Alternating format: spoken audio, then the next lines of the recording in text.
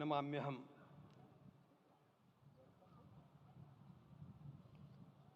आज अंतःकरण अत्यंत उल्लास से, समाधान से और कृतज्ञता से भरा हुआ है। हमारा संपूर्ण राष्ट्र और पूरा विश्व भी आज भगवान श्री राम की प्रतिष्ठा से आलोकित होने का पर्व आरंभ हो चुका है। यह केवल एक मंदिर में एक मूर्ति की प्रतिष्ठा नहीं है, यह इस देश की अस्मिता, इस देश का स्वाभिमान और इस देश का आत्मविश्वास, इसकी प्रतीक्षा है। 500 वर्षों की प्रतीक्षा के पश्चात यह संभव हो सका।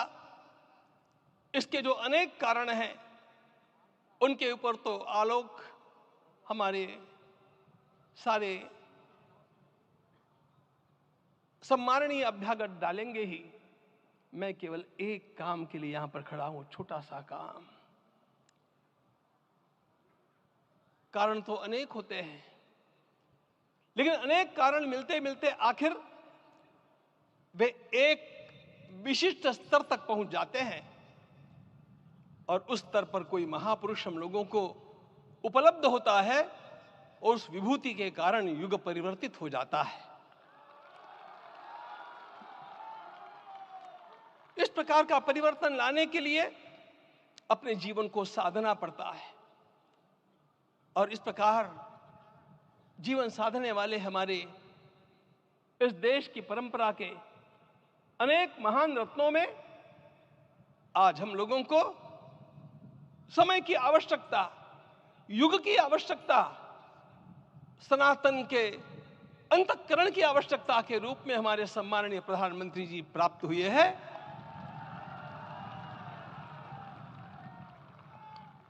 यह केवल इस देश का नहीं, यह संपूर्ण विश्व का सौभाग्य है कि आज एक ऐसा राजदर्शी हम लोगों को प्राप्त हुआ।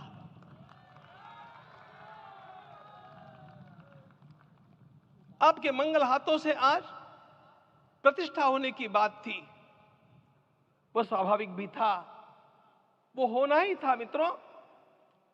लेकिन मुझे इस बात का आश्चर्य हुआ जब मुझे लगभग 20 दिन पूर्व समाचार मिले कि माननीय प्रधानमंत्री जी को इस प्रतिष्ठा के लिए स्वयं अपने लिए क्या क्या अनुष्ठान करके सिद्ध करना चाहिए, स्वयं को उसकी नियमावली आप लिख करके भेजें।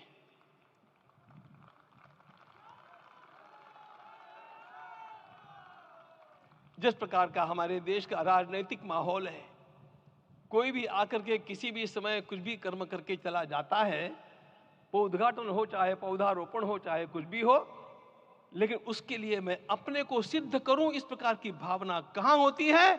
यदि किसी ने पूछा तो मैं कहूंगा कि यहां होती है। भगवान श्री राम की प्रतिष्ठा करनी है। भारतीय जीवनादर्शों के सर्वोच्च आदर्श भगवान श्री राम है और इन समस्त जीवनादर्शों की प्रतिष्ठा करने के समान ही यहां की प्रतिष्ठा रही है। इसलिए एक महान विभूति को ऐसे लगा कि मैं अपने को भी साधूं। मैं कर्मणा मनसा वाचा, कर्म से, मन से और वाणी से अपने को उसके लिए शुद्ध बनाऊं, सिद्ध बनाऊं, और उसका मार्ग तप ही है। भगवद गीता ने कहा, यज्ञ दान तपः कर्म न त्याज्यम कार्यमेव तत्। तप से ही विशेष परिशुद्धि होती है। आज मुझे आपको बतलाने समय अंतःकरण गदगद होने की अनुभूति हो रही है। मैंने तो कहा था, हम लोगों ने महापुरुषों से परामर्श करके लिखा था, आपको केवल 3 दिन का उपवास करना है। आपने 11 दिन का संपूर्ण उपोषण किया। हमने 11 दिन एक भुक्त रहने के लिए कहा था, उन्होंने अन्न का ही त्याग कर दिया। महाभारत में कहा गया है, अनशन ये सबसे बड़ा तप है, अनशन। और उसको उनके जीवन में साकार होते हुए मैंने केवल देखा नहीं, मैं थोड़ा तार्किक हूं। आपकी परम पूजनीय माता जी से मिलकर के मैंने उसको रिकन्फर्म भी किया था कि आपका ये अभ्यास 40 वर्षों का है। ऐसा तपस्वी कोई राष्ट्रीय नेता प्राप्त होना यह सामान्य बात नहीं है। वे इन दिनों में हमने कहा था कि आपको विदेश प्रवास नहीं करना चाहिए, क्योंकि सांसर्गिक दोष भी आते हैं। विदेश प्रवास टाल दिया सांसर्गिक देशों के इस दोषों की संभावना के कारण, लेकिन दिव्य देशों का प्रवास ऐसा किया। नासिक से आरंभ किया, गुरुवायूर गए, श्रीरंगम गए, रामेश्वरम गए।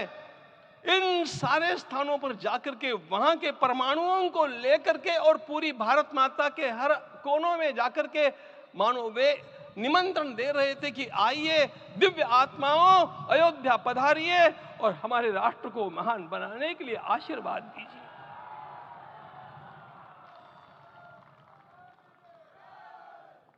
हमने केवल कहा था 3 दिनों तक आपको भूमि शयन करना चाहिए। 11 दिनों से आप भूमि शयन कर रहे हैं। इस कड़कड़ाती ठंड में इस प्रकार का शयन करना, मित्रों, ब्रह्मा जी ने सृष्टि को निर्माण किया। उस समय उन्होंने एक शब्द को सुना था। भारत की संस्कृति का सबसे मूल शब्द है तप, तप इति। हमारे पूज्य गुरुदेव के गुरुदेव परम गुरु कहा करते थे, कांची के परमाचार्य जी महाराज, तपश्चर। मैं जब भी उनसे मिलता था वे कहते थे तपश्चर। आज तप की कमी हो गई है और उस तप को हमने साकार आप में देखा। मुझे इस परंपरा को देखते हुए केवल एक राजा याद आता है जिसमें यह सब कुछ था, और उस राजा का नाम छत्रपति शिवाजी महाराज। छत्रपति शिवाजी महाराज। मित्रों, लोगों को पता नहीं है शायद, वे स्वयं जब मल्लिकार्जुन के दर्शन के लिए श्रीशैलम के ऊपर गए, 3 दिन का उपवास किया, 3 दिन शिव मंदिर में रहे, और महाराज ने कहा कि मुझे राज्य नहीं करना है, मुझे संन्यास लेना है, मैं शिव जी की आराधना के लिए जन्मा हूं, मुझे संन्यास लेना है, मुझे वापस मत ले जाइए। इतिहास का वो बड़ा विलक्षण प्रसंग है। उस प्रसंग में उनके सारे ज्येष्ठ मंत्रियों ने उनको समझाया और लौटा करके लाया कि यह भी आपका कार्य भगवत सेवा ही है। आज हम लोगों को उसी प्रकार के एक महापुरुष ऐसे प्राप्त हुए हैं जिसको भगवती जगदम्बा ने स्वयं हिमालय से लौटा करके भेज दिया कि जाओ भारत माता की सेवा करो। तुम्हें भारत माता की सेवा करनी है। मैं अपने को कभी श्रद्धा रखने के बारे में भावुक नहीं पाता हूं, लेकिन कुछ स्थान ऐसे होते हैं जहां पर आदर के साथ अपना मस्तक अपने आप झुक जाता है। ऐसा एक स्थान हम लोगों को उच्च पदस्थ इस राजर्षि ने जब दिखाया तो मुझे छत्रपति शिवाजी महाराज के गुरु समर्थ रामदास स्वामी महाराज की याद आ गई। उन्होंने शिवाजी का वर्णन किया, निश्चयाचा महामेरु, निश्चयाचा महामेरु, बहुत जनासी आधारू, अखंड स्थितिता निर्धारू, श्रीमंत योगी, श्रीमंत योगी, श्रीमंत योगी। हम लोगों को आज एक श्रीमंत योगी प्राप्त हुआ। आज मैं यहां पर केवल इसलिए खड़ा हूं कि इतने तपस्या के पश्चात इन सारे महात्माओं की अनुमति लेकर के और उनके आशीर्वाद लेकर के उनका यह तप पूर्ण करने के लिए, उसकी सांगता के लिए उनको चरणामृत दिया जा रहा है। आप सबकी सहमति हो तो आप सब लोग ओंकार का घोष करके मुझे सहमति दें।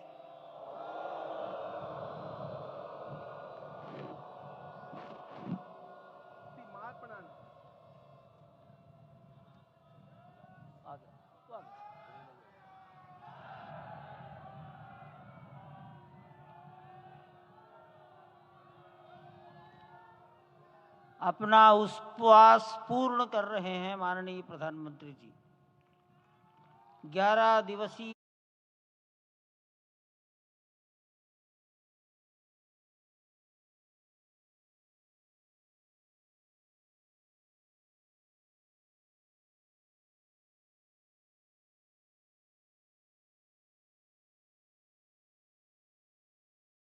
जी महाराज श्री राम छावनी अयोध्या के श्री महंत के चरणों में निवेदन करता हूं आशीर्वचन के लिए।